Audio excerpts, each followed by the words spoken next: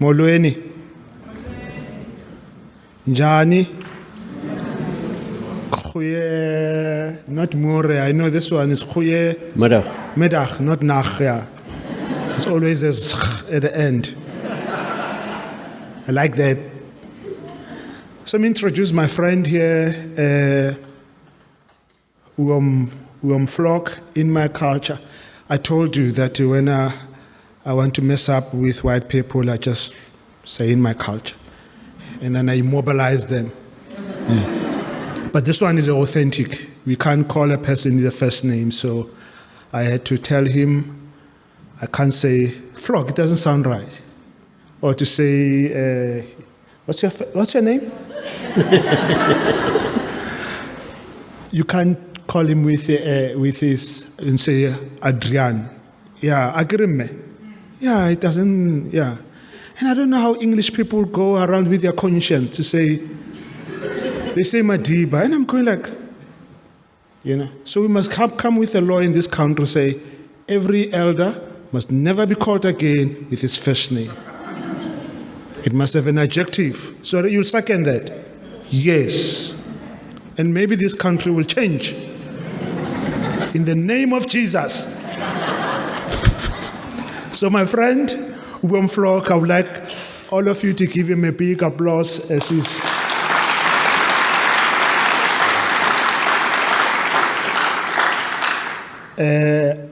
You've heard my story, so I'm going to ask him to introduce himself. And then, so we have a rules between him and I. So in the old regime or in the old South Africa, he used to be the boss. So now I've told him I'm the boss, I'm in charge. So because sometimes old people, it just goes on and on and on, and then I said, no. Like my mother, I said, no. You can't go there. So he has agreed. So I apply sanctions. Right? Right. Good. Thank you very much. I accept your ruling. Thank you very much. My friend and my brother, we have known each other now for about 10 years. We built an authentic relationship between us. And as all the relationships are not easy, our relationship is also not easy.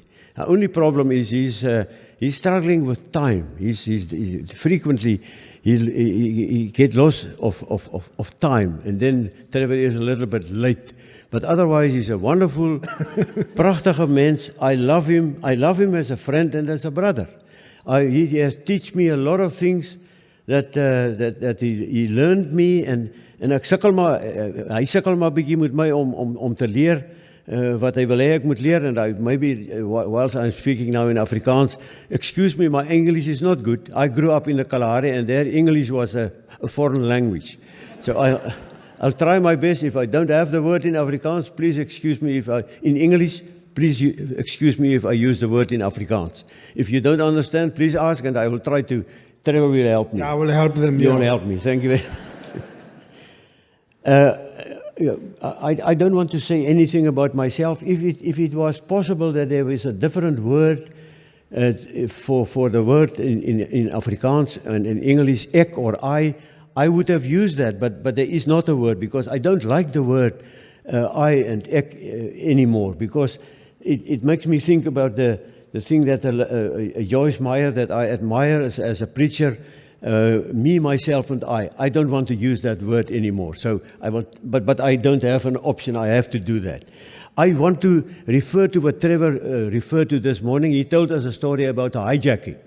Now I want to tell you a little story about hijacking, and this is the truth. It really happened in the area in Johannesburg, Randburg area. There was an old lady. She was 75 years old, and they were members of the Gideons, and that's how I heard the story. And her husband died. He was 78. He died, and one morning she took the little BMW that he left her and went to shop, buy her groceries, and she parked at the parking lot, and she go into the shop and buy her stuff. And when she came out, she walked down the road where she remembered where she parked her car. And when she came near to the car, she said, but in my car, they're sitting 4 guys now. She said, what's going on? And she walked up to them and she said, gentlemen, And he turned rolled the window down. He said, "This is my car." And the young man politely said, "No, ma'am, you are wrong. This is our car. This is my car." And he rolled up the window again, and when he looked up again, she was hitting the window a little bit softly with a 38 revolver. And they had a fright, and they jumped out of the other side of the car, and they ran away. And she put in her stuff, her groceries, on the back seat, and she got in, and she fastened the seatbelt. And when she tried to put in the key in the lock, the key did not want to go in because it was not her car. It is a true story. It is. And she was feeling very bad. And she got out and she looked around and she saw her car was standing 4 cars away in the same way. And she moved over to the car, put her stuff in, and she said, "No, she can't leave it like this." And she drove to the police station, which is not far from there. And she walked in there, and the sergeant behind the counter, he laughed and he said, "Ma'am, are you here for what I think you are here?" She said, "Yes, I chase people away from their car, and it was their car." And he laughed. He said, "There are 4 guys. They came in here and they told me the story that an old lady, 75 years old, with white hair, she hijacked my car." I said, "You are telling a lie. It can't be possible." So, anyways, that is my story about a hijacking. So we can make a mistake. Then my brother. It's a good story to introduce himself. I love it. It's the first time I hear it. Yeah. Also, only in South Africa. Only South Africa. He told a story about the girl who worked for me and my family for 52 years. Her name is Fina Ntombani Zwane, a Zulu lady. Now, it was not me that listened to Fina so much, but it was my late wife, Corrie. She had a heart of gold. She loved Fina. They were friends. They went to do shopping, to eat in restaurants and so on. So it was actually Corrie who did it to make me help Fina and her family. She had this heart of gold, and maybe I should just say this. You know, when I married and afterwards, and when I entered politics, she was suffering from depression, bipolar depression. And we discussed the possibility when they invited me to become the member of parliament for Woodburg. We discussed it, and she said, I'm struggling, you know that. But if you want to go into politics, I'll support you. And she did.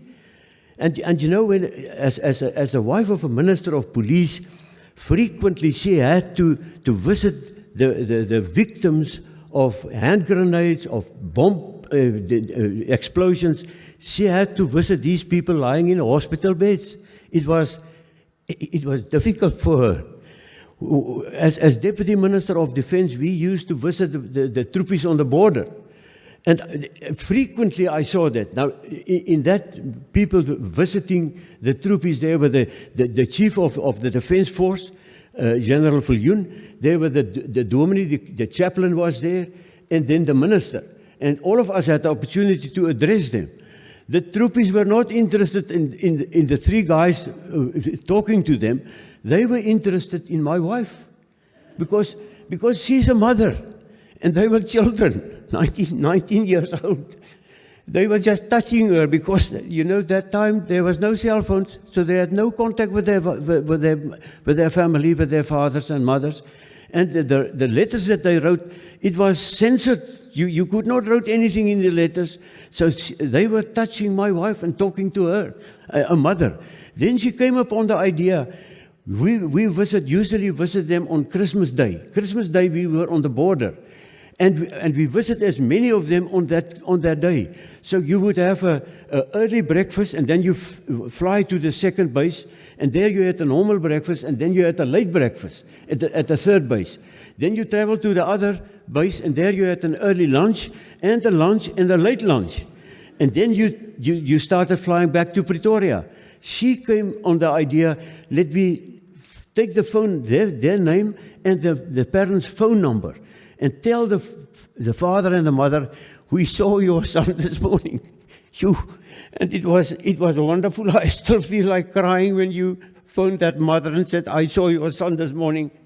Initially, they were concerned. They were afraid. What happened to my son? I said, no, he's fine. He sent his love. We saw him this morning. Dan kry hy was almal sommer net daar so oor die telefoon. This was my wife. And I can tell you, she took her own life. It was so terrible. I was on my way to a day to a hunting trip. And I said goodbye to her that morning, 4 o'clock. And I left for Phalaborwa with friends. And on the way, later that morning, she took her own life. And they were trying to get a hold of me because the media wanted to broadcast, the radio wanted to broadcast what happened. And I didn't know because there was no cell phones available. And it was only when we arrived late in the afternoon at that address that they could stop me and say, come back, your wife is dead. So this has happened to my wife, and she was absolutely a wonderful lady. And she was a heart of gold. So she was actually the one that built a relationship between Fina and my family and also myself. And I'm just carrying on with what she started between Fina and my family. But Fina is a wonderful lady. She is now 78 years old. She's still alive. She's not well. But the least that I can do is to try and to take care of Fina. And it's a wonderful relationship. Then I want to tell another story. You can see that I'm struggling to walk. Before you go there, so when you arrive home, what happened to Fina? Fina, it was on a day that Fina, usually once a week, Fina went to prayer meetings in Pretoria. And then she went, after 10 o'clock in the morning, she took the taxi, the bus, to Pretoria, and then she came back afterwards. She came upon Corrie after she has killed herself. She came upon her. She fainted, and we had to take her to the doctor afterwards. My son came, he was in Pretoria. He came and he took her to the doctor, and she was not in a good position for quite a number of days afterwards. But that was that was a terrible time for her and for the whole family. But this is a relationship that has been formed through very a bad time for all of us. But Fina is a wonderful person. She's a wonderful lady. She's only got standard 3. But you know, she's a very clever girl. If they to her church, if there come a dominee to preach and he's preaching in another language, she is the interpreter. She interprets for the church in her church services. She's doing this sort of thing. So she's got the ability to do that. Sy het wonderlike vermoëns en kundigheid. She's a very clever lady, although she only has got standard 3. She passed standard 3. This is Fina. She's not well. She was in hospital last week. She's struggling with heart problems and so on. But as I said, she's 78 years old now. You wanted to share a story about... Then you see that I'm struggling to walk. 2 months ago, I addressed a meeting of senior citizens. And when I entered the room, I stumbled and I nearly fell down. And the chairman said, what is your problem? And I told them that my knee had to be replaced and I had a problem with my ankle. And my shoulders are finished. The doctor said if you were a younger man, I would replace them. I can't pick up my hands anymore. So I'm struggling. And I was thinking in the beginning of the year that I should discontinue now. Tell him I can't go on anymore because I can't climb the stairs and they had to use a wheelchair to get me on the plane and all this. And at the end of my little speech, the chairman said, can we pray for you? And they prayed for me, very nice. And I said, thank you very much. And then a guy stood up and he said, my name is Maris. I want to say something to you. I said, please. He said, we have prayed now for you, but the Lord wants me to tell you something. He said, the Lord wants me to tell you that you must carry on doing the job that you are doing. And I said, okay. And I sit and think, what is going on now? And he said, the Lord also said to me that if you can't go on like that, He don't want you to stop because He said, my grace is sufficient for you. The same as the Lord said to Paul. When Paul said, I can't carry on, the Lord said, my grace is sufficient for you.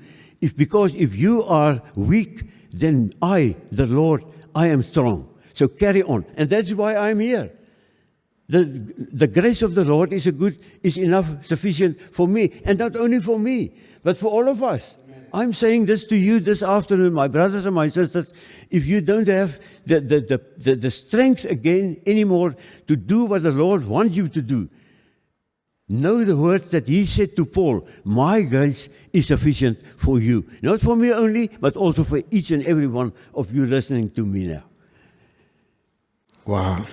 Well, Vlok, do you mind to share with us your upbringing, your family background,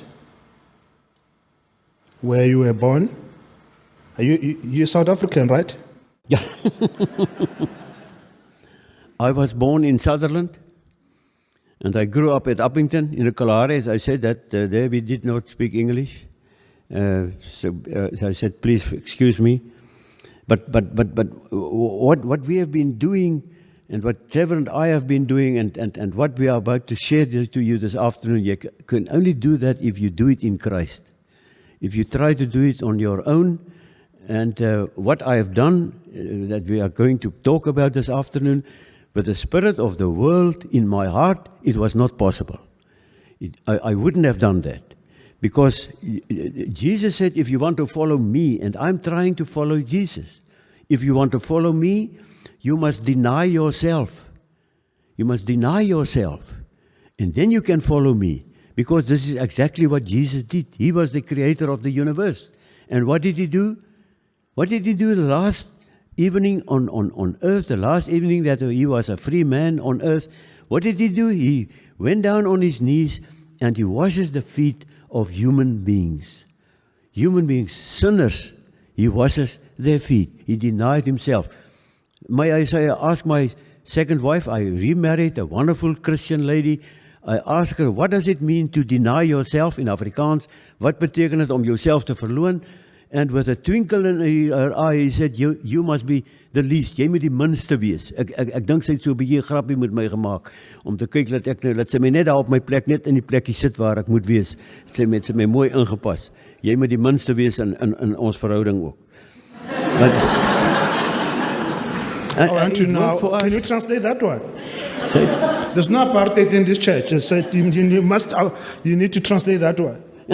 I can't. The minste, the least. Maybe. The least. I don't know what really the correct English therefore is. I grew up. I was born from Christian parents. I grew up in a Christian home, church. Every Sunday, I listened to wonderful sermons of wonderful predikante, and then I decided to leave it there and go home and do my own thing, because when I started working, my priorities were wrong. My priorities, number one, was not Jesus, the Lord. It was myself. That is why now I don't like me. I don't like I. That's why I said that right at the beginning. And everything that I've done, that the Lord has learned me since then, is I'm trying to follow in the footsteps of Jesus. Deny yourself. Be the least. Moenie wees die minste. And that is, after, as we carry on, you will see what it really meant. My priorities were wrong. And then working in the Department of Justice, my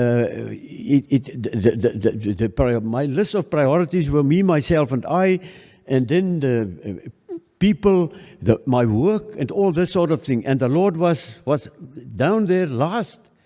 And then I joined politics, and then it was even worse.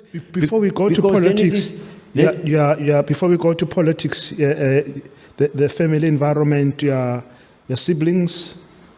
I had 3 children, 2 boys and a daughter, and my two sons are living in Australia. They went there. They have got a good life that they earned for them there. I've got 4 grandchildren there. Each of them has got a son and a boy. And my oldest granddaughter, she married in Australia. She now has a son. So this is my great grandson in Australia. And my eldest grandson, he's an electrician. She's a nurse. He's an electrician in Australia with a good life. My other son with 2 children, they are still there. They are younger. My daughter is still here. And you can't escape the problems that are coming to you. As a mother, she is also suffering from depression. She had to stop work. She can't carry on working because of this bipolar depression that she is suffering from. Then I remarried a wonderful lady, Antoinette. She has got 4 children, and also with Grandchildren. With grandchildren, 2, 4, 6, 8 of them, and one. Like a tribe, like we've got a tribe around. Two of them are eldest sons. They are doctors, medical doctors. They are also in Australia, and she also has a great granddaughter. So we are a big family, and the Lord bless us with wonderful children and wonderful people, a nice family, ordinary family like all of us. We miss them. They are in Australia, and they. How come you don't have a chance to visit them? Why you can't? I can't visit them because now I must come out with this. I am sitting here. I can't get a visa to visit Australia because I've got a criminal record. You see, with what you are mixing. You see, this is the point. He's got a clean record. I'm the one with the criminal record. I was found guilty in the High Court in Pretoria for attempted murder on the Reverend Frank Shikani. This is part of my story, and I can't help it. But the Lord said, he has enough work for you. You can go on. People receive you here. They listen to your story because do my work. Carry on here. You don't have to go to Australia to do that. Do it here in South Africa. You can tell your stories here. And that's why it's a privilege for me to sit here this afternoon talking to wonderful people. I am the culprit. I'm the bad one amongst you. This is the point. So I feel so chuffed to be able to talk to you and that you accept me like you did from yesterday afternoon, that we walked in here with the wonderful children that have been here and this morning and this afternoon and again tomorrow morning. So I want to thank you once again. Thank you for receiving me so that I can testify how He has been with me. Jesus has been so good to me. I can go on for the whole afternoon telling the story. Wow. Vlok, you made peace with that. How come? I made peace with it because the Lord changed me totally. And let me just immediately jump in and tell you that the Lord really finally changed me, and it has got a long story. It was not a Damascus experience, but it changed when I realized the Lord led me on that road. He was struggling with me. I was not listening easily to him. I was following my own head. Ek het gedink ek weet beter dikwels. But when he led me to the point where I realized that I must go and ask Reverend Frank Shikani to forgive me for what we tried to do him, and forgive me for my role that I have played in apartheid and sustaining apartheid and building it out and maintaining it in South Africa, when I realized that I must go and ask for his forgiveness and to underscore that I really meant what I say, not only words. Words can be cheap. It's easy to say. You'll find it in the house and in the home that you can say, my darling, I'm sorry for what I did, but you really meant it, didn't mean it. You just say to get rid of the person, say, oh, ek is jammer. But when I really meant, and the Lord led me to believe that I should go and kneel before him, humble myself before Frank Shikani and say, will you please allow me to wash your feet? That moment was the moment that the Lord finally changed my heart. That I see this is what the Lord want from me. My Savior Jesus Christ, the Almighty God, He stood on His knees in front of people like me, sinners, absolute sinner, and He did that. He washed their feet, and He said He didn't have to ask them for anything. And that was the moment that Lord opened my eyes. It was opened my eyes, changed my heart. That was a life-changing experience for me. And my brothers and my sisters, for me it was a strange man. for which I stood on my knees. But in your house, in your home, with your wife and your husband and your children, you can do it there too. It will change your life. I've seen it on many occasions, because after that, I've washed the feet of my wife and my late mother. She was still alive at that stage. And every time we were crying like children. But I must say this to you, I can't do that to Corey, who died before that. Moenie dit uitstel nie. Do it immediately. Go and do that. Don't wait for tomorrow. Tomorrow may not arrive for you, or it may not arrive for her or for him or for your children. Please go and ask if there's anything that you need to ask for forgiveness. Do it, ask for forgiveness, and underscore it to make sure that they know what you mean when you say, look, I'm sorry for what I did to you. And let me say something else about forgiveness. You know, there are examples in the Bible. The best example of asking for forgiveness and forgive other people is Jesus himself. We all know that when he hung on the cross, what were the first words that he uttered? Father, forgive them, because they don't know what they are doing.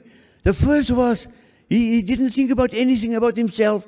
He thought about the people who have done this to him. Father, forgive them. Vergewe hulle asseblief.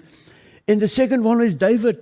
You know, when after David saw that wonderful lady, beautiful lady, lying there on the rooftop, and he did the things that he did, and Nathan the prophet came to him and told him the story. When David realized what he has done, he didn't try to find an excuse. He did not say, but she was naked and she was beautiful and sy het my uitgelok nie. He said, Lord, I have sinned against you, please forgive me. That is, if you want to go and ask for forgiveness, don't try to find excuses. Admit what you have done wrong, and then you ask for forgiveness, and then you will receive forgiveness. And the Bible said you must do it. I have this little, no, I don't have it here. 70 times 7. 70 times 7 you must ask, and you must forgive 70 times 7. This is what forgiveness meant. You can never stop. If you have hurt somebody, say, I'm sorry. Prove it to them. And then your life afterwards must also prove that you are sorry, and that you are living something.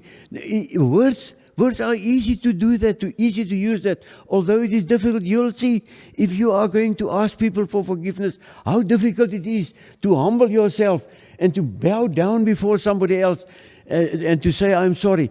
But this is what Jesus wants us to do. If you want to follow him, I believe that you have to obey him. If you are not prepared to obey him, then it will not work, my brother and sister. You must obey Jesus, and then you can follow in his footsteps. I would like us to go back again to that story of you washing the feet of Frenchican. But before we go there, there was a member in your family that your mother adopted. Then he ended up being a member of the family. And then, do you want to say something about that? We adopted when I was young and a child. We had a colored boy living in us. He was a weeskind geweest. He was, what is a weeskind now? An orphan. He was an orphan, and they took him in. And he stayed with us, but he did not in the same house. He stayed in a separate room. He eat the same food that we did, but he did not sit at our table. And for me, it was normal. As I said, I grew up in a normal house, in a normal home. And yesterday I said to you, maybe I didn't say it here, but I grew up as a guy who said, ek hou van 'n man wat sy man kan staan. Ek hou van 'n arm wat 'n slag kan slaan, van 'n oog wat nie wyk, wat 'n bars kan kyk, en 'n wil wat so vas soos 'n klipsteen staan. Die Afrikaanse mense sal hierdie diggie onthou wat ons geleer het. We were on our own. That was apartheid. And the hurt that I hurt people with apartheid and doing this sort of thing, I can never repay anybody for it. Dit was so sleg geweest, daarom ek kan aanhou en om vergifnis vra vir die dinge wat ek in die naam van apartheid aan mense gedoen het till the end of my days. And that is so strange that people still don't want to say, I'm sorry for what I did to you. And dit is wat ons in die land nodig het. Ask for forgiveness. Ask people for forgiveness for what we have done to people. So, what was his name? His name was Willem. I think his surname was Estreisen. But he was adopted by your mother, the whole family? Not formally adopted. No, he was not formally adopted. Okay, he was just taken in as somebody that we look after. I didn't know what happened to him. My mother died before I could find out. Maybe she did not know what happened to him. Maybe still alive? Maybe so. We don't know. But he was older than I think that I was. So I don't think he'll be alive anymore. Let's fast forward. Then you end up in the Department of Justice. I started working in the Department of Justice. I wanted to become a magistrate or a lawyer. I was a prosecutor, and I never obtained the rank of a magistrate, but I worked in the Department of Justice. And then who was the president at that time? At that time, we had a prime minister, that was Dr. Verwoerd, and when he was murdered, Mr. Vorster was the Minister of Justice. He became the prime minister, and he appointed his friend, the member of parliament for Klerksdorp, as the new Minister of Justice. And then they looked in the Department of Justice for a private secretary for Mr. Pelser. And they came to me and said, will you be interested? I said, yes. And I was transferred to Cape Town to the office of the Minister of Justice, and 2 months later the private secretary of Mr. Vorster came to me and he said, the Prime Minister would ask whether you will be interested in becoming the deputy secretary, private secretary for the Prime Minister. And I said, yes, I would like to do that. So then I worked for Mr. Vorster and I got to know him quite well. He was a wonderful man, an introvert, not outgoing introvert, but a brilliant speaker. When we left for a political meeting, when we left Pretoria in the afternoon, when he got into the car, he was a smoker. He smoked quite heavily. He was smoking Rembrandt van Rijn. You got a packet of 50 cigarettes. He would start making notes on the back of that packet, and then he would be able to speak for an hour and a half. So, a brilliant speaker. I accompanied him the night that we had a meeting in Mbombela, Nelspruit, the afternoon, the night when Chris Barnard did the first heart transplant in South Africa.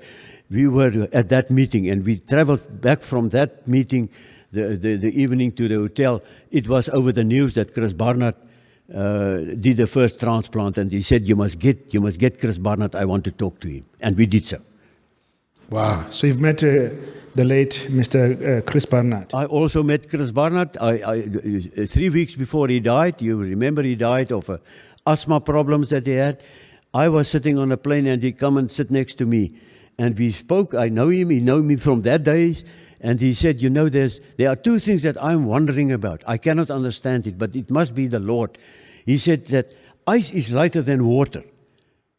He said, if it's not so, then the earth will get out of sync. It will not be turning around anymore, because then the water would sink and the seas would ice over. And he said, the second thing is that this plane weighing tons, that it could get into the air by way of that, the back of the engines, it is not a big hole there.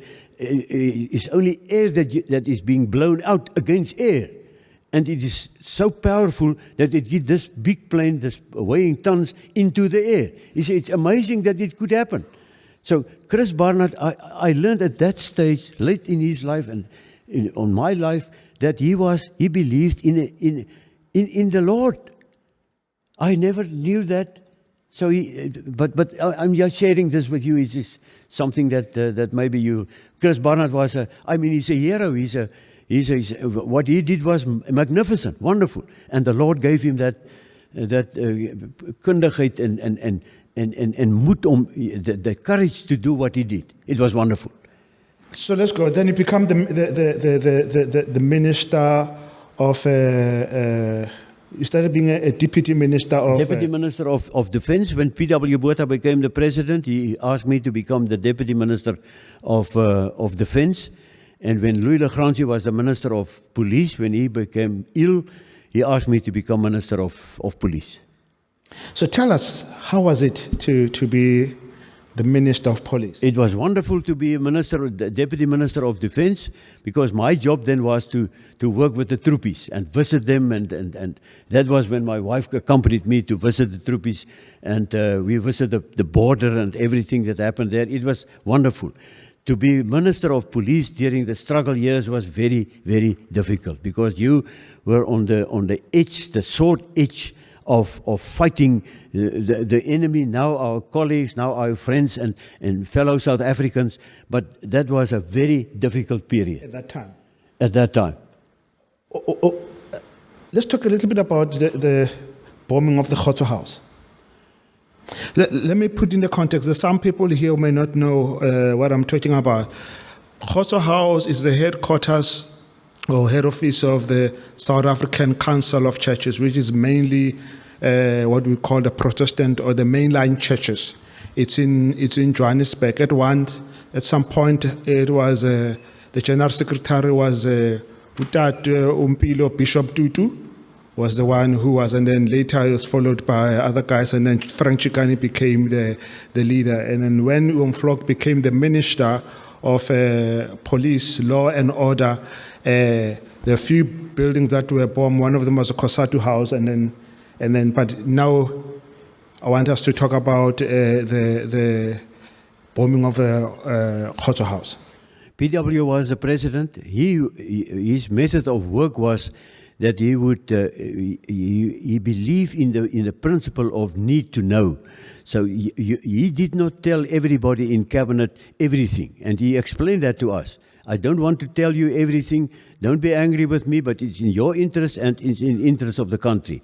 So what happened was that one morning we received a briefing from the security people that in Choco house there was somebody who was supplying money to terrorists coming into South Africa to do their work here, and they would supply these people with money so that they can live.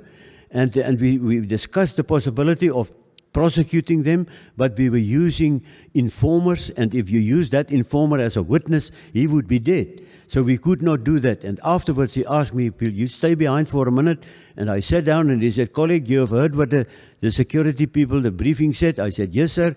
He said, are you happy with it? I said, no, I am not happy. He said, what are you going to do about that? I said, I don't know. He said, but you must make a plan. And I left and I asked the Commissioner of Police, this is what the President said, can we do anything about that? He said, sir, I will look. And what he did was he went to Vlok and he spoke to Eugene de Kock, the commander of Vlok unit there. And I think we all know who's de Kock, right? Don't have to explain. Sure. And they went to do a recce from Durbanville.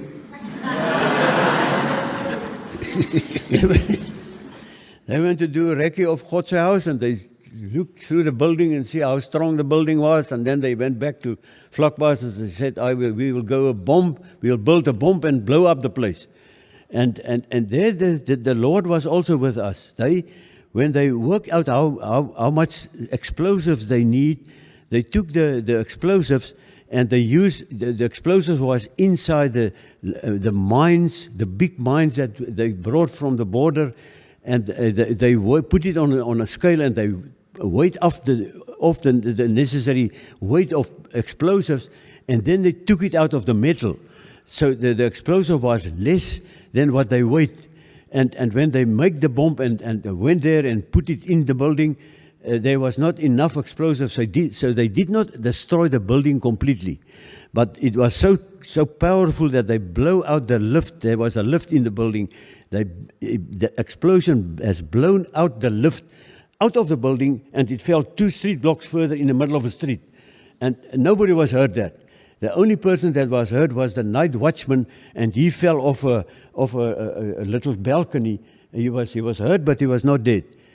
But you know, now the building was unusable. So PW was quite happy with what happened. But now you have started on the road to telling a lie. And you know as well as I do, if you begin to tell a lie, then you had to carry on with the lie. Later, the lie is more serious than what you did. And this is exactly what happened. The commissioner appointed somebody to now manage the whole thing, and he found there was evidence that there was a lady who was trained as a terrorist. She walked in there with a great coat, and he gave me a note telling this in a note to me that they thought she was bringing in limpet mines, and they thought that was the mines that exploded in the building. But you see, now you are lying all along the way. And you must know that you can't carry on with a lie. You can't change the lie. And as longer it go on, people would come out and tell the story. And this is exactly what happened. And then I had to decide what must I do? Shall I admit? But if you admit, then you are in trouble because you have blown up a building. So it's a criminal thing that you have done. So you told the lies. I carry on with the lies. And they blamed a white lady. Her name is Shirley Gunn. You might have read about her. And she was pregnant at that time. And then they sent her in solitary confinement for almost 2 months or 3 months or so. Am I right? Yes, you are right. Yes. And then at the TRC, when Vlok met her, you want to say something about her? I met the lady. I appeared before the TRC asking for amnesty because there was the possibility of getting amnesty so that you could not be prosecuted for what you did. And she was there. And in public, I said, I'm sorry, I want to ask for your forgiveness. And she was unrepentant. She was very angry with me. And she said, no, I will not forgive you. But afterwards, after everything has calmed down, then there was a request from her people, from her lawyers, whether I would support any compensation to her from the various departments and from justice and police and correctional services. And I supported it, so she was paid out a certain amount of money to try and compensate her for what we physically did to her. She was locked up, and her child was also taken away from her. I didn't know what happened to her since then. I have had no contact with her. But I tried to ask for her forgiveness too. Yeah, the damage about apartheid was not only to the blacks and Indian and colored, also it was did a lot of damage among white people. Yeah, that is right. Yeah.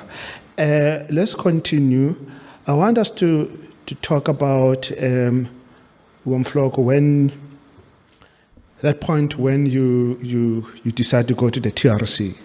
I want to put in the context that a lot of people, in terms of political parties, they went, even church groups and but Vlok, he's the only senior Nets cabinet minister who went to the TRC, the amnesty part. You know, the clerk went on behalf of the National Party, so it is with the ANC and others. But among the Nets, the top cabinet, he is the only one. So if you can tell us that, why did you have to go there when your colleagues? Well, I was afraid to go to prison, and I realized if they should prosecute me for Godshuis, I would end up in prison. And when they're negotiating a new constitution for South Africa, it was built in that there would be an amnesty for perpetrators, for people who have committed crimes, and it was for all of us. It was not only. But Vlok, you were not the president. Mr. P.W. Botha, he didn't want to. And I need to also disclose, which I don't think it's a problem. His deputy minister, Leon Wessels, you might have heard of him. I had a privilege because of my research to go and ask him. I mean, and then he also said to me, no, Trev, the president refused to go. So why should I go? Because you also must take responsibility. So my question is, why all your colleagues, they didn't go, but you, why did you think that it was going to end up with you? Well, I consulted whether I should go and ask for amnesty or not. I consulted with my ex-colleagues.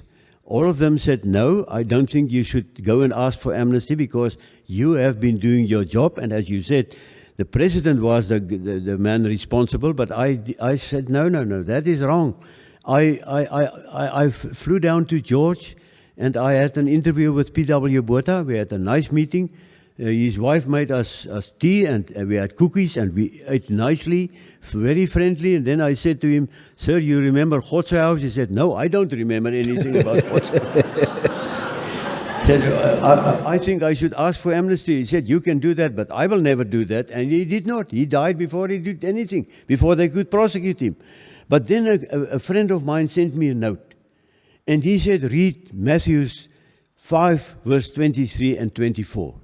When you bring your offering to the altar and there you remember that somebody has got something against you, leave your offering there, go and be reconciled to that person, and then come back and bring your offering. And I said, but that's the answer. I need an opportunity to say publicly that I'm sorry for what I did, that I did it, and that I'm sorry for what I did. Please forgive me. And I apply for amnesty, and all of the people that were involved in all this whole thing, we all applied for amnesty, and we received amnesty, because it was the right thing to do. So and this was out of your conviction? It was out of a conviction? It was out of my conviction that it is time to admit what I did wrong, and it is time to go and ask for forgiveness. How was it? According to the word of the Lord. I mean, I read from the newspapers, I do my research. You were the only person who was there with you was Leon Vessels. What happened to the other guys? They were like, the international media was like focusing on you. Tell us a little bit. I don't know why they were not prepared to go there. I don't know. Maybe they were scared that if they got mixed up with us, maybe some of them were also ashamed of me. I thought about that too, and after this applying for amnesty, in the case of Godse House, there was the case of Reverend Frank Shikani. There was an instruction that he should be taken out. Those were the words. And when this happened, we could not apply for amnesty anymore because the time of amnesty was gone by. And then the prosecuting authorities decided to prosecute me, the Commissioner of Police, and 3 other policemen. And when we sat in the High Court in Pretoria that day, of all my colleagues sitting there and come to listen to us and to support us, it was only Leon Wessel sitting there. Well, you are disappointed in your friends because you have... Oh, right, the TV was on us. I was feeling like that guy in the Bible, that the 3 guys in Nebuchadnezzar's vuuroond. You feel the heat is upon you and everybody is watching you, and what about your family, your children, and so on. But you have to go through it. You can't do anything else. There's nothing that you can do. I can only say to people listening to me, stay away from that. Don't do these sort of things, because you will end up in problems. That is for sure. Stay away from that as far as possible. But once again, and I can testify that people are ashamed of you. People were ashamed of me, but the Lord was not ashamed of me. He was not ashamed of me. He was there when I need Him. He was there and He helped. He carried me through all those very difficult times. He carried me through. Here I am. I can testify how good He is. So all the credit and the honor must go to Him and not to anybody else. Amen. Human beings that help me. The feet of Frank Shikani.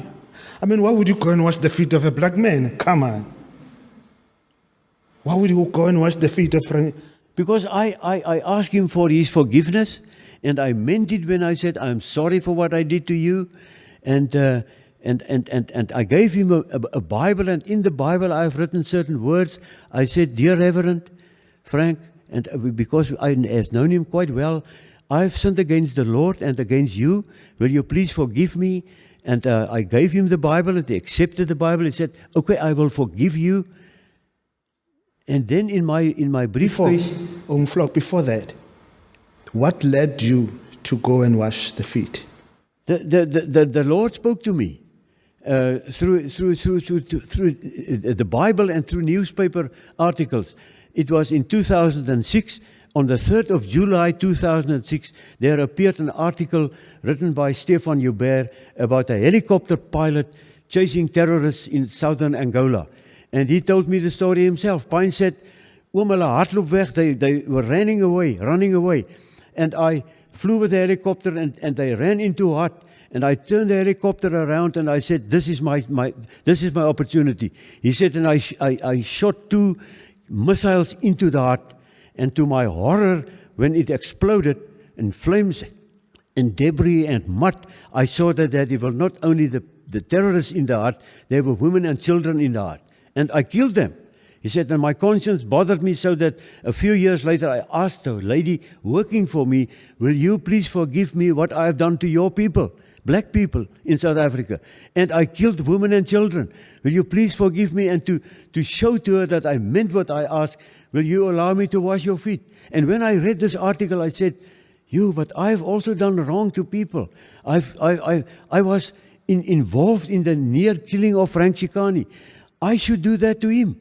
And there were some other people in Mamelodi, 9 mothers, black mothers of children that also had been killed whilst I was the minister. I had nothing to do with that. I didn't know that. But afterwards I found out what was going on. And I thought about it. I should wash their feet, but I was too scared to do that. So I did nothing. I wait. That was the 3rd of July. And then on the 18th of July... July what year? 2006. I bought a little booklet on the road, saam met Petrus op pad, on the road with Peter. And here the dominee explained what the meaning of feet washing is. Humble yourselves so that you love the person, like Jesus did. Humble yourselves, be prepared to be the least, om die minste te wees. Deny yourself. I read it and I said, but this is what I should do that to Frank Chikane and to that 9 mothers from Mamelodi. But I did nothing because I was scared. And I was afraid of people. And that was on the 18th of July. And then on the 31st of July, over the radio, you people that is a little bit older will remember 5 minutes to 10 every day, every morning, there was a short message over the radio. And that morning, the dominee from Aasvolkop, he read that the part in the Bible, John 13, Jesus washes the feet of his disciples. And when I heard it, I said, but the Lord is speaking to me. It's now 3 times within a month. And I phoned Frank's office. Normally they would say, bring in I said, the lady there, her name is Tandi. I said, can I see Reverend Chikane? Normally they would say, please bring us a memorandum so that he can see, why do you want to see him? She said, I'll see what I can do because I've got to know her quite well. And that was the Monday morning and nothing happened. I went to Makarond, I bought a little basin, skotteltjie plastic, because they have a machine there what would pick up a metal basin, and I bought a plastic one, and I put in the briefcase, I put in 2 little towels, which I've got from the running races, and the Bible, and this little basin, and I wait. And that was Monday, the 1st of August, 2006. I visited a friend in Unitas Hospital, and my late mother said, buy me bread and milk. But I did not do that, and when I opened the door of the flat, the phone rang. It was Tani. She said, if you can be here, he can fit you in for a few minutes before 5 o'clock. I said, I'm coming. I jump in the old bakkie, and there I go. And 5 minutes to 5, I was sitting next to the Union buildings, in Beatrix Street, and I saw his office, but I know I'm going to be late. It was 5 minutes to 5. And I phoned, and a guy answered the phone. I said, this is Adriaan Vlok. I have an appointment with Reverend Chikane. I am going to be late. Please just ask him that I tell him that I'm on my way, but I will be late for a few minutes. He laughed. I said, why are you laughing? He said, sir, my name is Nicholas. I've been an instructor at Hammanskraal Police College. I know you well because you visited us frequently. He said, I will make sure that the Reverend will be here. I said, how are you going to do that? He said, sir, I will take him nowhere. I'm his driver. He will be here. 5 minutes past 5, I ran in there, and Frank was standing in the door of his office. He was irritated that this guy is... I had to wait now. I was late, and he was late for another appointment. He sat down on a chair there, and I sat here, and he called in an official to take notes for what was going on. And that was when I asked him about the Bible, and I gave him the Bible, and he said, okay, and the interview was over. He was moving in his chair to stand up. And I didn't ask him for what I really came, because the Lord was speaking to me, and I did not do that. And and I say this to my shame, I was scared not of the Lord, I was scared of people. I was the minister of law and order in the country. Ek was 'n meneer gewees. Die mense, they respect you, respect that I did not deserve, but I was too scared to ask, what would people say if they should find out that I have washed the feet of a person and of a black man in our country, an enemy, as I have seen at that stage, and people have seen for many, many years. But my soul cried out to the Lord, Lord, help me. And I asked in my bad English, I asked Frank, will you please allow me to wash your feet? He was taken aback. He sat back in his chair, but why do you want to do that? I said, there are things that we did not know, and we hurt you terribly, and I want to prove to you that I am prepared to humble myself. The days that I think that I am a boss, that I am a meneer, is over. I want you to believe when I said it to you. And then he told me a story. He said one afternoon, the security police in Johannesburg, the commander and his driver picked him and his mother up in Naledi in Soweto.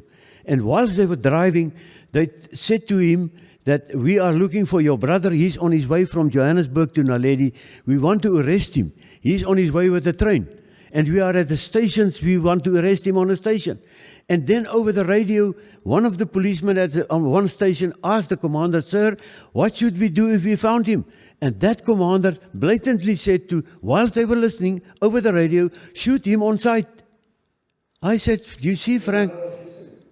His mother, they heard what he said. Shoot him on sight. And he said, he said, my mother was shocked. I had to take her to the doctor afterwards. I said, Frank, you see what's happening? We did not know anything about this. And then he said, okay, I will allow you to wash my feet. Took off his shoes, took off his socks, and I took out my little basin, and I took water from his table, and I put it in the basin. He put his feet in it, and I washed it, and ek het dit afgedroog met die handdoekies. And he prayed, and I prayed, and both of us cried because it was so emotional, you know.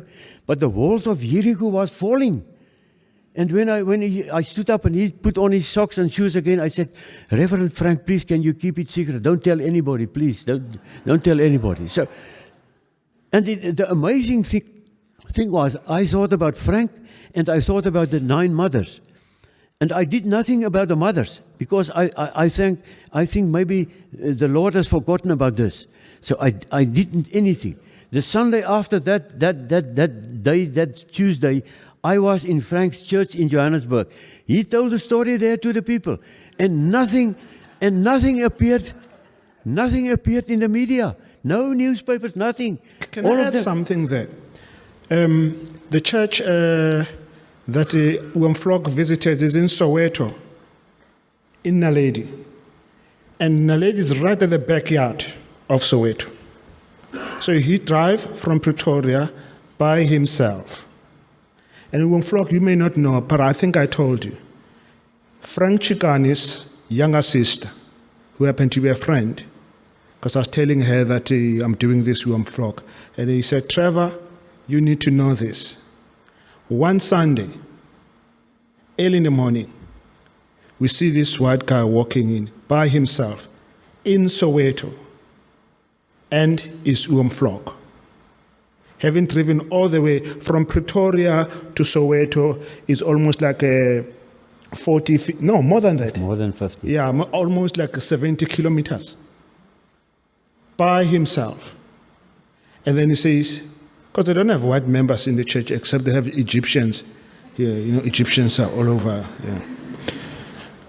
You must come to Soweto, you have all these people there. Yeah. So right, he drove. So this woman, she said, Trevor, we look and say, there's this white guy walking in. And then as he got closer, we were like, this is Vlok. He's coming to church. And they knew this was authentic. No bodyguard, no one was protecting him. And when I heard that, and then you've been repeating that few times, so already somebody authenticated it to say this is really has happened. So I'm just saying here, in his late part of his years, Vlok took this message of reconciliation very serious, and went all the way. People are scared of Sowetans. You say if you are a white person, you go to Soweto, you'll never come out. Did you come out? Yeah. So if you can take it from there. I will take it from there, but nothing appeared in the newspapers. I did not phone the ladies. We had a contact lady, a white lady. She was doing a doctorate on the 9 ladies, so she was our contact with them. I've seen them before. I did nothing to contact them, as I thought the Lord has also brought into my mind that I should go to them and ask for their forgiveness. I did nothing. And a week later, I received a call from that lady, and she said, the mothers want to see you. And he went like, oh. I said, okay, and we arranged that for the 25th of August, that same month, the 25th of August. It was a Friday, 10 o'clock at her house, and we met, and we had tea, and we had cookies, and I prepared a Bible for each and every one of them, and also I've written some into it, please forgive me, and so on. But there I was sitting, and I was too scared to ask. And the Lord helped me once again, and when I asked them, they could not believe their ears. They were talking in their language for me, it felt like a year that they were talking, but it was... I know, those are blacks. I know. It was only a few minutes, but there's one lady, her name is Elvina. She's a cripple. She was walking with crutches. And that morning she had white tackies and pink sockies had she on. And while they were still talking, she was sitting on the side. She took off her tackies and the sockies and said, sir, come and wash my feet. Jong, toe kry ons almal. The walls of Jericho fall down. All of us cried. I washed their feet. There's photos, I think, where it is. I don't know what happened to the photos. Somebody yesterday, Chief Masters, they put, I think, some of the photos up here. But that was fantastic to do that.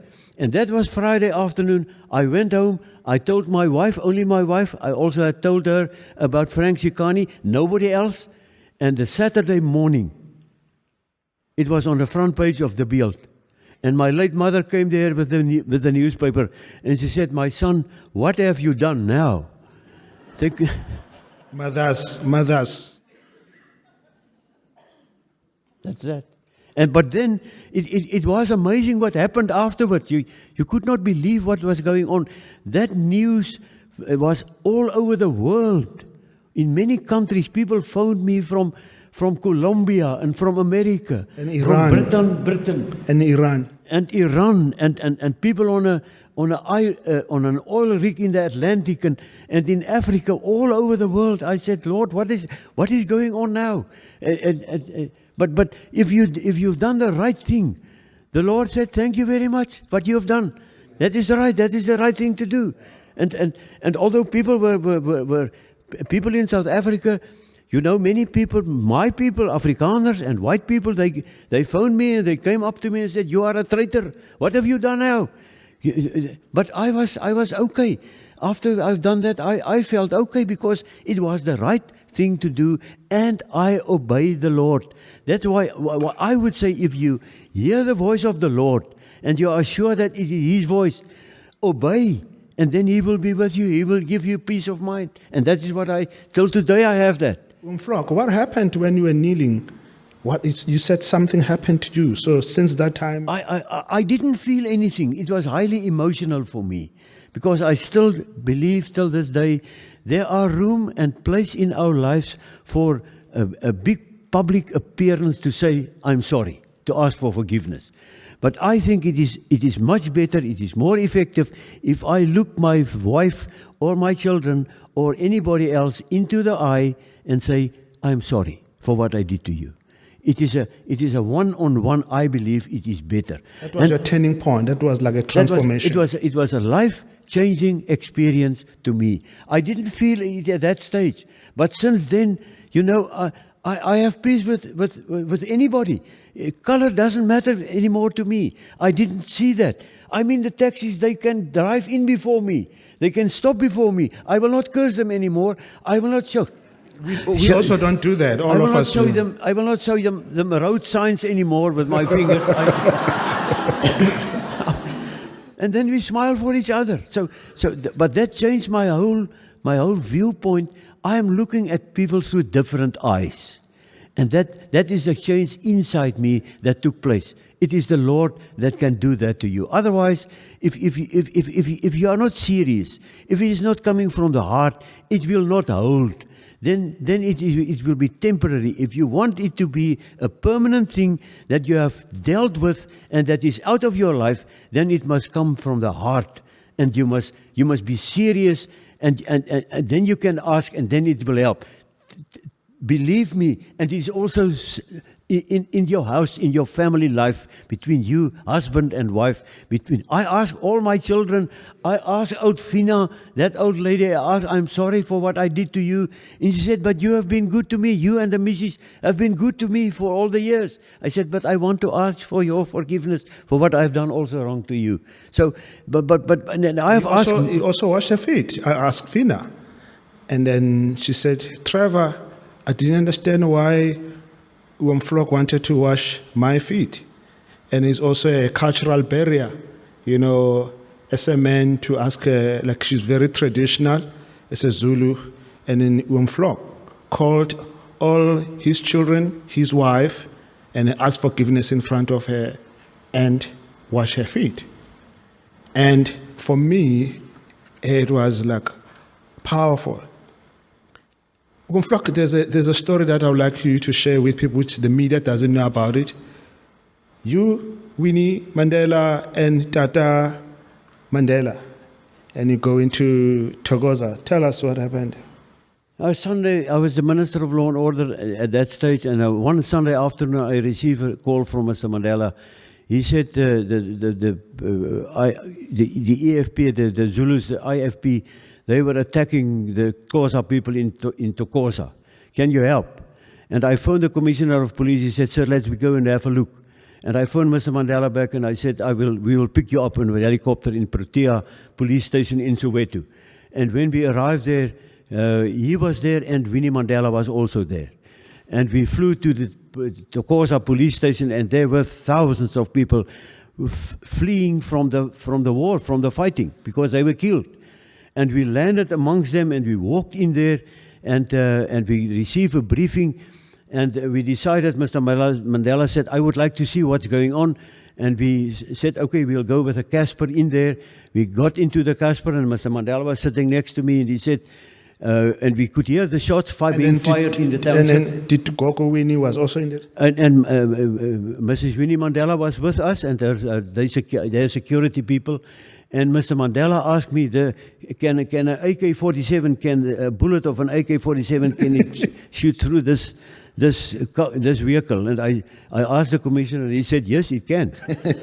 But we traveled into the place, and we also all over the place there was shooting and people screaming, but we didn't see any people being killed. And we drove, there was a small business, shops and so on, and there were blood against the walls, and the windows were shot out. And we drove down the street, and there was a body lying on the sidewalk. And it was a black guy. He was naked, and his hands were cut off, and he was lying there on his back, and his private parts were missing. And Mr. Mandela said, can we stop? And we stopped, and he and I got out, and Winnie also got out. She go to the body, and she looked at it, and she cried. She went back to the vehicle, and she cried bitterly. And I asked the commander, is there perhaps a blanket? And he brought a blanket, and Mr. Mandela and myself put the blanket over the body. And let the police, the ambulance people known, and they should have come and pick up the body. So that was that experience with me and Mr. Mandela. You can see where we come from as a country. And you do an introspection with all the nonsense and the rubbish that we are in now. I'm telling you, we are in a far, far better place. Yes, that is absolutely true. I'm telling you, people think South Africa is worse. It's not. When you hear this, I want us to bring this to closure. Vlok, I want us to bring this to, but I'm not going to allow him to tell you. I went to his house. I go there many times. And when you walk in there, in the house, it's like a house of a black person in the township. It's got a lot of things that people are fixing. What do you call it? People are fixing this? Yeah. Bruce said apostle. No, it's not apostle, Bruce. Yeah, I don't know how to pronounce that. Apostle? Yes, that, whatever that, yes. So they fixing this and then they making the place dirty, and these are blacks. And when you go inside the house, there are colored folks who lives in that house. And there's a room, a huge room. It's got how many fridges? 7. 7 fridges. Those fridges are full of food that from Monday until Friday, Vlok, every morning, what time do you wake up? 5. 5. At his age. I'm saying this not because I want to make him look nice. Because of my research. You know, when you do this, you have to go there. For those who don't believe, I videoed it. Video recorded it. And I asked him, what's this? What's this? What's this? And it's all of this. And for me, as a black person, let alone as a white person, as a black person, to see that in retrospect, and he jumps into this 1400 van, that's in 1400, and he goes into the squatter camp, an RDP community, to go and feed the people. And for me, it's like, wow. And then there's also a guy there who lives in a house, an ex-prisoner, right? A guy who's and in fact, if you don't mind, because of our time, if you can fill out in what I just told you, I just told the people, why are you staying with black people and colored and, why can't you stay with white people? You see, I believe if you have asked for your forgiveness, you have been forgiven. This is relatively the easy part. But I think you should do something. You should not just leave it like that. And we had this example this morning, listening to Bruce, when he used the words, and he touched me when he said that we need an authentic experience of reconciliation. Authentic, Bruce, that were your words. Where are you? An authentic experience. And he's absolutely right. You know, what I did so far was the easiest way. Authentic reconciliation relationship you have to build. But to do that, you have to do something, my brothers and sisters. You can go home tonight. You can ask your husband or your wife, your children, or your person working for you, or somebody at the church or at the work. You can say, I'm sorry, will you please forgive me? You can wash the feet, and then you go home and you go your separate ways. But I don't think that is enough. So the Lord has led me along this road, bringing people across my path, and He expected me, He's clear about this, He expected me to do something. After what happened to me and what happened to me and Frank, people in prison invited me to address them. And I did so, about reconciliation. And the prisoner phoned me and he said, will you visit me? And I asked, why are you there? He said, I'm here for child molesting. I said, no, then I'm not going to visit you. You are too bad. And the Lord had led me to realize, but his sin is not worse than mine. So why should I now pull up my nose and I don't want to see you? So I visited them, and all during this time, I got to know prisoners. And there was a colored guy, he killed his wife. He received 22 years imprisonment. And after 11 years, he came out. He knows me. And eventually ended up there at my gate. He said, the people that I've been staying with, they have been transferred. So I am on the street. And if I am on the street, they are going to take me back to prison. Can you help me? So I emptied a room for him to come and to stay there inside the premises. Since he's married, we changed the flat that my late mother stayed in. She died. The flat was empty. We allow him. He married with a wife, and she's a policewoman. He married. She's got 2 children. It's called a miracle. So he's staying there. He's now working. The peace jobs he's doing. So he's got a job, and it is it's 9 years now that he's out of prison. Then I heard about a guy. His wife was working as a cashier in one of the shops where I pick up the food. And a boemelaar that I helped, he was staying with me.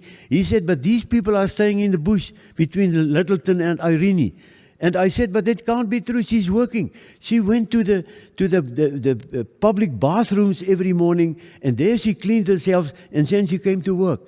And I found out the husband and the wife, and he was a drug smuggler, they and 2 children, they were staying in the bush. And I said, it was over a Christmas period. I said, but you can't stay there. He said, we have no place to go. So they also end up there, and he's still there. It's 5 years now that they are still staying there. I believe that if you want to prove that you are sorry and that you are prepared to do something, you must be prepared to do something. The easy part is to talk. But my brother and sister, this is what this young man Bruce meant, if I believe him, if I heard him correctly. He need a authentic reconciliation relationship. Authentic. And I think the authenticity part is that you must do something. I am helping now. 3 months ago, a guy phoned me. He said, I am out of everything. I'm on the street. I have got nothing. I've got a bakkie. I'm sleeping in the bakkie. Over the weekend, they tried to rob my bakkie. Can I just park the bakkie there on the premises, that then I will be safe? I said, well, the only place that is empty here is a little flat where Fina has stayed. He said, but can I have it? So he's staying there now. It is small. They don't pay anything, nothing they pay out. But he is staying there. He's now helping me to pack in the food and to take out the food. Another guy, we had prayer meeting 6 o'clock every Friday morning. That morning we talk about, and it is applicable to all of us. The Bible said the kingdom of the Lord is not a matter of talk. It is a matter of power and of doing something. Yeah. 10 o'clock that morning, the bell at the gate rang, and here stood a man with the name of Moses. Moses said, sir, I'm an upholsterer. They kicked me out of the place where I had my business. Can you help me? I said, the place is full. You can see that. He said, but there's a afdak. Can't I use that till I find a place? He is still there. That is 4 years now that Moses is there. But I believe, my brother and sister, you are going home now. And this wonderful man, he touched me this morning when he said, we need an authentic relationship, authentic reconciliation relationship. I believe that if you want to prove that you are serious with your reconciliation, then you must do an authentic thing. Let me ask this, and somebody asked me this, and I at that stage I didn't have an answer. He said, all of us has homes with 2 or 3 or 4 rooms. We had children, and it was necessary for them to stay there. But now they are full grown, they are out of the house. They have their own places, but the rooms are still there and they are empty. Can't we have people to come in there? My church there near me, they were not even prepared to allow these homeless people to stay on the premises. Never mind in the church or in the hall. They had to stay in the bush. That's where they sleep over the winter period. And they will give you years of trouble. Oh, I must tell you, the trouble that I helped these boemelaars, and they drank, and you are afraid that they will burn the place down. And when I told them to stop the drinking, one said to me, under these circumstances, I am not prepared to stay here. I will rather go. And he took his trolley and he stole two blankets because it was just before the winter, and he left. 6 weeks later, we buried him. He was dead. So 2 weeks ago, there was another boemelaar. He has got 3 children, and one of them is married. She's got 6 children, small children. I helped them with food. She phoned me on a Sunday morning, and she said, the landlord where we stayed, he thrown our stuff on the street, and we had no place to go. Can't I come? I said, but there's no place here. And that evening she phoned again. She said, we had to sleep in the car tonight with the 6 children, the 2 adults and the 6 children. And I went to the guy, and the guy who was the drug smuggler, he's staying in a flat, and his children was not there. And there is a big room. And I said, Wouter, can't we just put mattresses on the floor and get the children in here? And he's got a heart, because he was staying in the bush. And he said, okay, let them come. And here they came. 7 children. And 2 dogs. And 3 cats. And 2 hussies.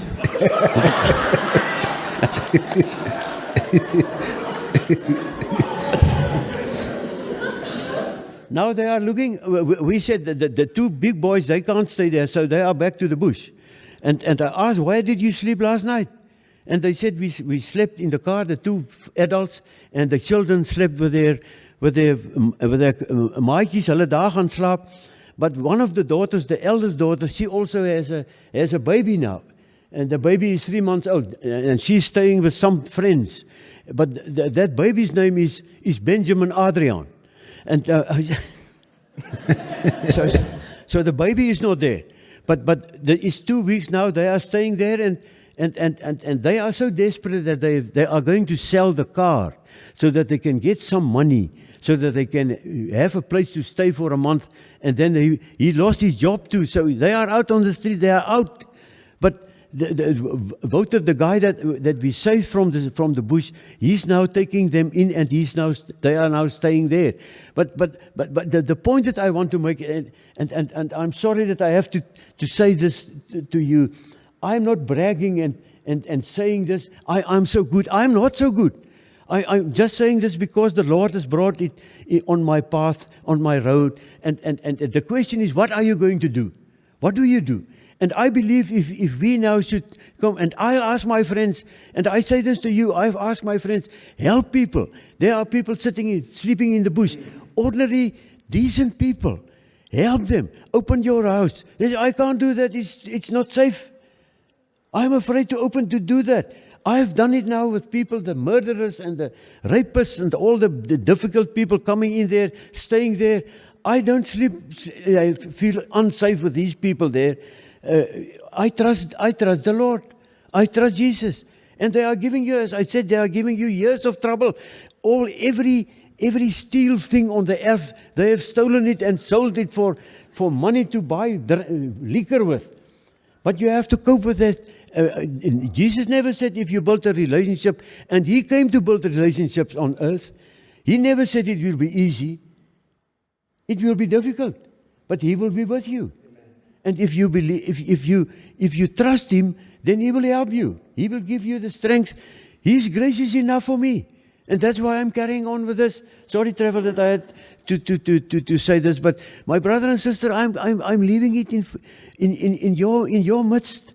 You are going home now, and look around you. What did Jesus want of us? You know, this is one thing that is bothering me about this terribly. We are saying what we are going to do and what we know what is the right thing to do. But if you look at people, I was like that many years, and sometimes I am still like this. If people look at me, they can't see the difference between a person of the world and a person of Jesus. And I want to look like a person that is a follower of Jesus and not a follower of the world. Because if I'm a follower of the world, then I think that I can have the stuff and the house and everything, that I can use that when I am arriving at the gates to enter eternity, where we are all heading. We are all heading there. And we can take nothing with us in there. Rather give it away now. The house that I've been staying in, I have given that to other people. They are staying there. The flats that are on the premises, they are the other people. I am staying in two rooms and a bathroom. If you visit me, I can buy you something and we can sit outside and drink something. I don't have a place where I can make you a cup of coffee. But I'm okay. And I'm doing this because what did Jesus do? What did He do? Where did He live? What did He do to people? And He saved the world. He saved me. Can't I move out and say, sir, here I am. Use me wherever you can.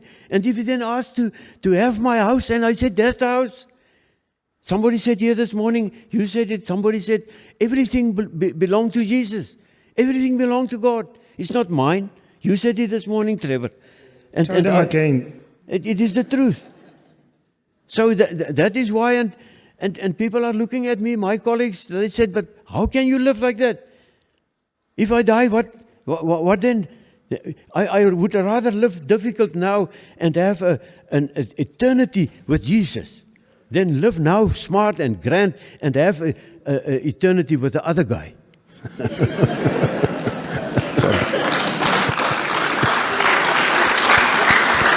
On that note,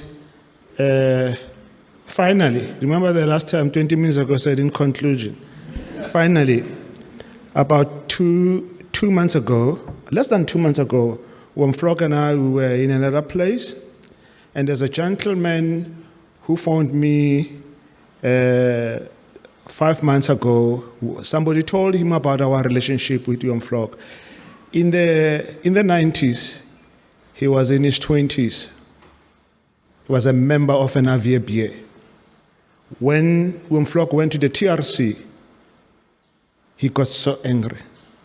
He volunteered to get a gun to go and take him off. So he met with me privately, and because I also was hesitant, like, oh. So we met. He's a child of God. He even pastors a black church. This Afrikaner guy. God changed him. And he said, Trevor, I heard that you are working with Adriaan Vlok. It will be an honor for me to meet him. So I arranged. It was, I think, less than a month. But anyway, less than 2 months, to be generous. And then I organized that in front of the people. And then I didn't tell Vlok. And then when we finished, I asked him to come. And then he knelt. And he told Vlok who he was, who he is, what God has done, what he had planned to do. And I didn't ask you, how did you feel? Because I saw you from the, and then I have the pictures. You got shocked and you cried. Tell me what was happening.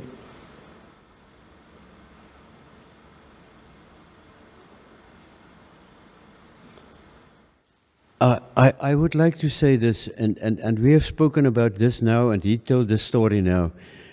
All the honor and the credit for this must go to the Lord, to Jesus. Without his example, this wouldn't have been possible.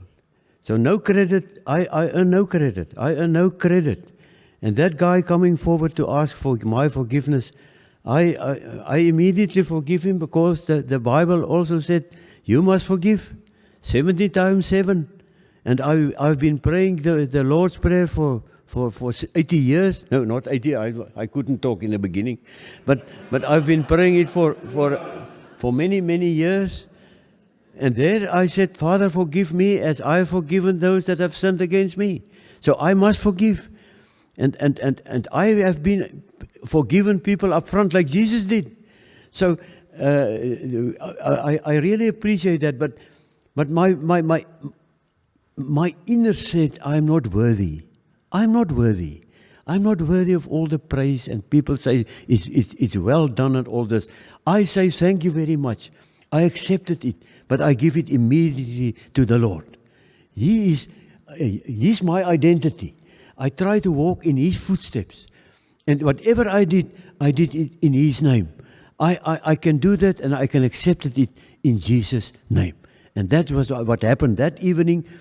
And after he has asked for my forgiveness, I said, Frik, I want, and you know, I was a meneer as a minister of police. I was a meneer, and I have been able to talk people, to talk them quite hot and warm about fighting the war, fighting black people, fighting other people, fight the war.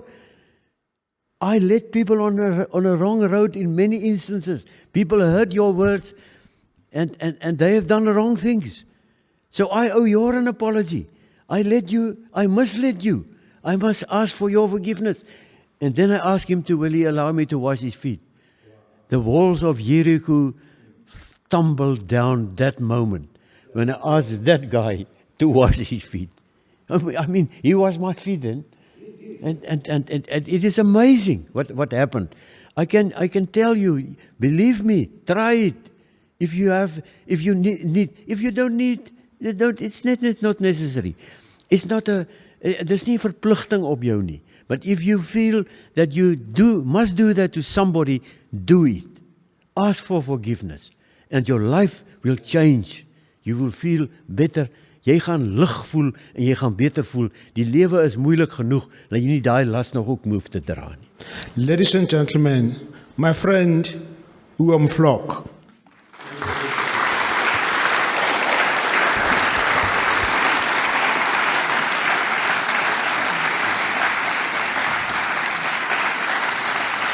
I just want to ask 2 questions, if you don't mind. The one. Let's pray.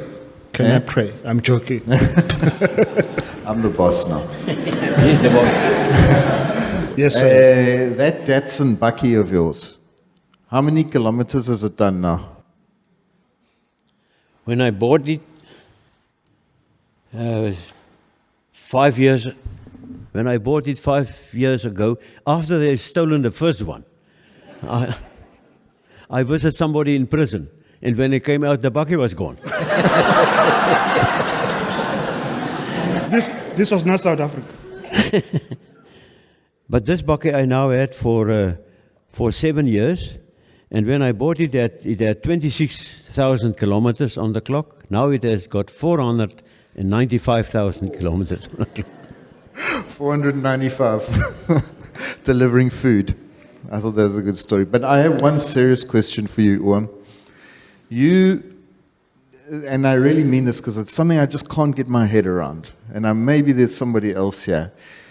The way I hear your story, you had a life-changing experience when you washed Frank Chokani's feet. And your life has been forever changed before that. Yeah, that's how. Before that, you had all these other things happening. I just need to know, how did you get into the apartheid ideology? What was happening inside you prior to that moment when you washed Frank Chokani's feet? Because you've asked forgiveness, but what was happening inside your mind that actually allowed you to walk that route? I grew up, I was born from Christian parents, and I grew up in the era of apartheid. And I just accepted it without questioning it. I want to become a lawyer. I didn't want to become a politician and mix in with all these things. My late father and mother, they were members of the old United Party. But I was never politically inclined. So I believe that apartheid was the right thing to do. I was invited to travel America when I was a member of parliament from the National Party. And that was the years that we still believe that apartheid was the right policy for South Africa. I traveled America during the period of Jimmy Carter, who was the president. They invited me, and I had many arguments in America with people where I defended apartheid. I said it was the right thing to do. My people had the right to be their own people, to do what they want. And I couldn't answer all the questions because there were no answers for all the questions. We were bluffing ourselves in many instances.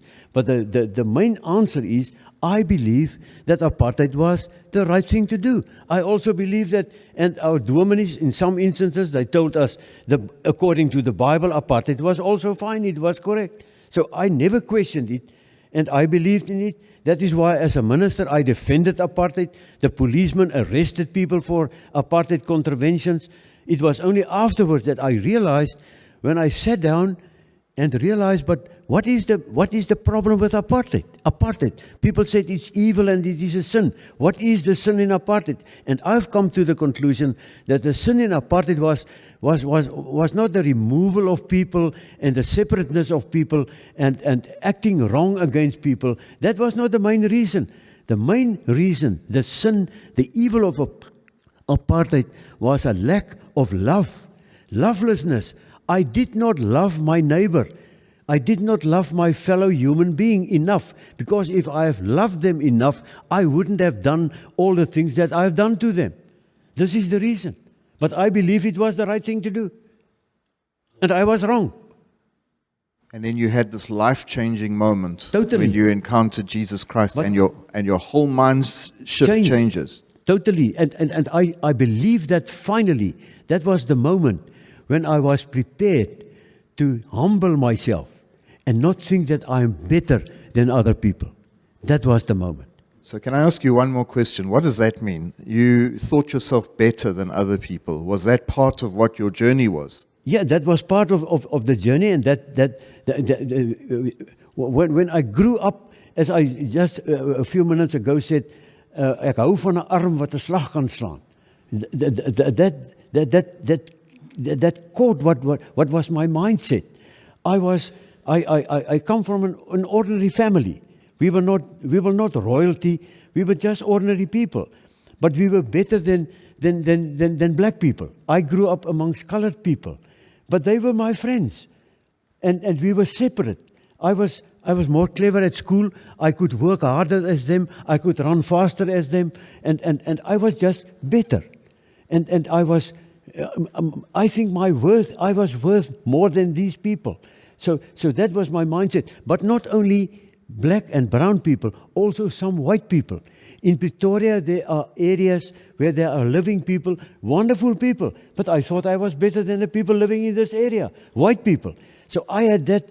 Wat is hoogmoed nou in Engels? In Engels.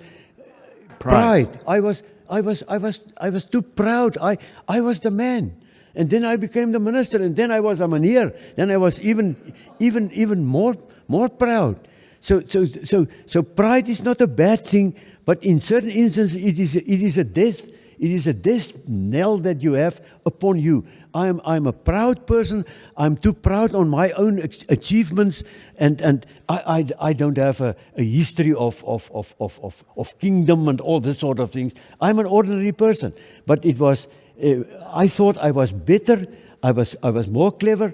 I was working harder, and I would achieve more than the other people could do. That was why I was prepared to work so hard, and that changed completely.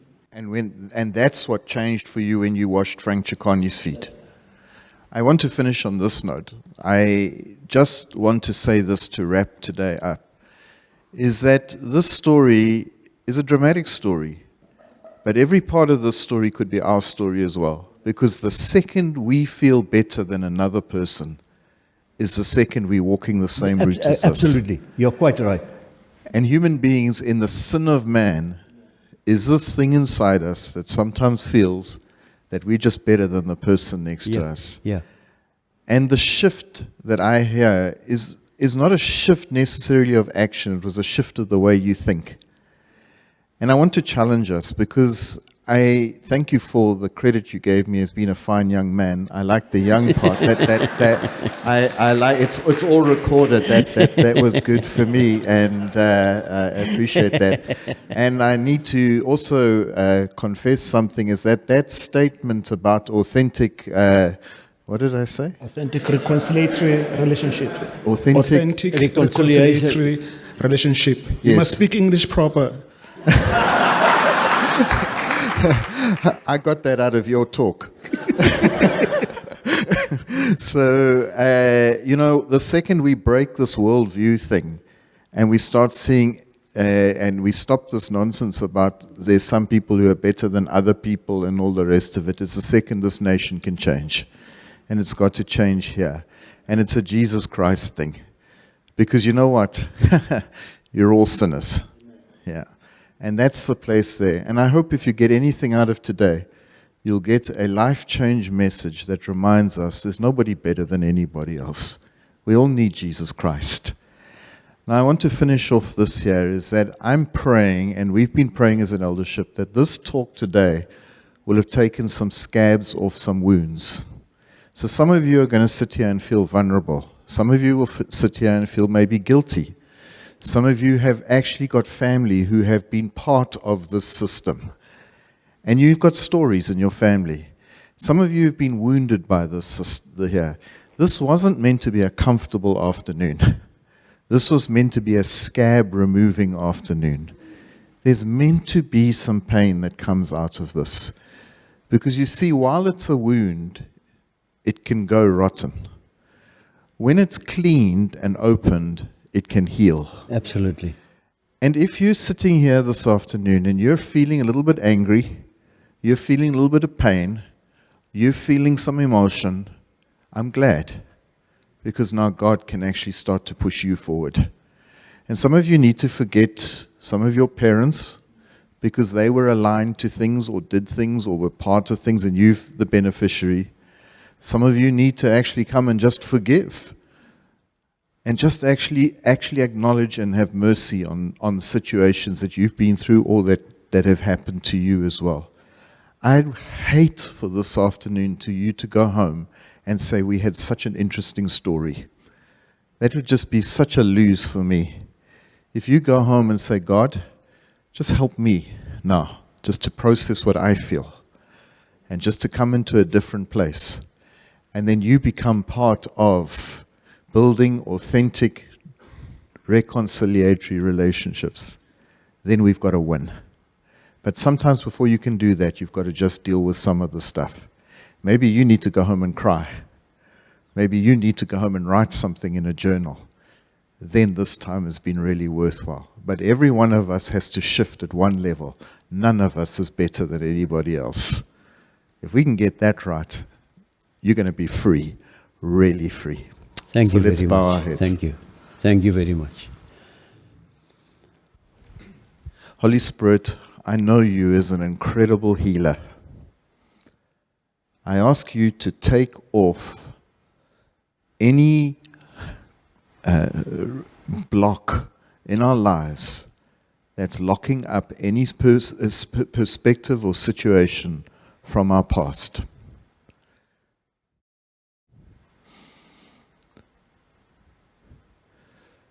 And now would you bring the past into the present?